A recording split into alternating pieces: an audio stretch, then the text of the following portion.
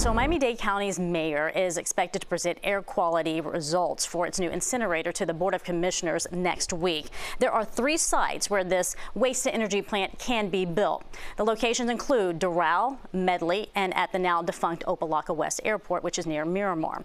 Both Doral and Miramar's mayors joined us live on this show expressing their adamant opposition to building an incinerator near their communities. However, the Medley mayor actually wants it built in his city, but that cannot happen without the consent of our next guest. Joining us live now for an exclusive interview is Lowell Dunn II. He is the property owner there where the county is considering possibly building this land. First of all, the air quality report was just released. What's your reaction to that? There are a lot of inaccuracies in there, such as the residential zoning, the site configuration, the soils, the time it takes to build. I think that's probably the most glaring when you look at it and say that it takes longer to build on our site that's already approved for that use compared to an environmentally sensitive site with wetland impact and political opposition. So you're saying that your site is already approved for waste? Yes. And this site at the old Opa-locka West Airport near Miramar has environmental issues? Correct. Okay, so the other issue, though, in the report is that your site would be the most expensive. What do you say to that? I think it's false in a lot of different narratives. If you just take the actual purchase price, we have in the past talked to the county about doing a land swap, so it wouldn't cost them any money at all. That's one option. But you proposed earlier this year a deal where there was money on the table, right? But now this is a new option where there's no money involved? Well, this is what I've come up with. I've talked to them in the past about it, and when I saw this report and they were slamming it because of the cost, we have a way to mitigate that cost.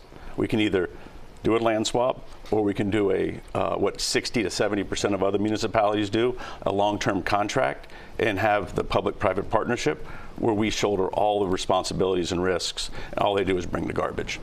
Okay, and so if this land swap deal is even feasible by the city, give us some indication of what the emissions could be, because the report says that is challenging in and of itself because there is a landfill nearby. There is a landfill nearby, but when I read their report, it said all 3 appear feasible for the air permit, and all 3 have low risk for the human and ecological risk. So, all right, there's a lot on the table. It's a highly controversial issue. I know you're deeply invested in it. You want it on your property. Correct. So what is your message to the commissioners who will be deciding this issue? Well, what I'd like for the commissioners to know is several things. First of all, that the land sale proceeds will be given to charity. And we've actually talked about it internally to— All the proceeds? Yes. So we've talked about it to allocate those needs, those resources to each of the 13 districts, a certain percentage to each, and allow them to help the people that are out there that need the help. So a land swap deal, which is the new information here, and then all the proceeds are going to charity, which is something you've offered in the past. Yes, we have, and we still. All right. Mr. Dunn, thank you so much for joining us today. We do appreciate it. You're more than welcome. Thank you. Absolutely. So once this air quality report is presented to the Board of Commissioners next week, county officials will visit the proposed impacted areas to explain the results and then gather input from various communities. And a decision on the preferred site will be sent to the Board of Commissioners sometime in September.